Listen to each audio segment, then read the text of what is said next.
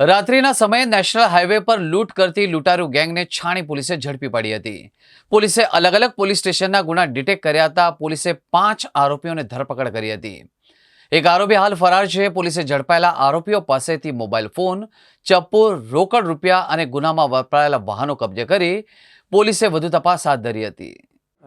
ગઈકાલે રાત્રે આ છાણી નેશનલ હાઈવે 48 ઉપર રાત્રિના 2 વાગે એક ટ્રક કે જે કપાસ ભરેલી હતી અને મહારાષ્ટ્રથી રાજકોટ તરફ જઈ રહી હતી, આ અરસામાં રાત્રિના 2 વાગે એને મોપેડ ઉપર 3 સવારી 3 ઈસમો આવી આ ટ્રકને આંતરેલ અને હિન્દીમાં तुमने एक्सीडेंट क्यों किया है और क्यों भाग रहे हो એમ વાત કરી ડ્રાઈવર અને કંડક્ટર સાથે માથાકૂટ કરેલી અને તેમની પાસેથી રોકડ બંને પાસે કુલ 4800 રૂપિયા રોકડા હતા અને બંને પાસે એક મોબાઈલ હતો.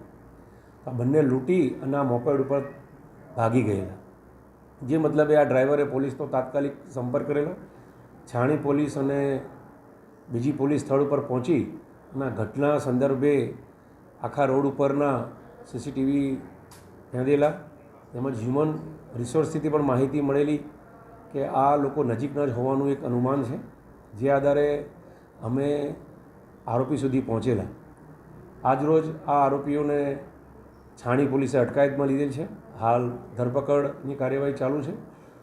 આ આખી એક ગેંગ છે જેમાં 6 ઈસમો સંડોવાયેલા છે.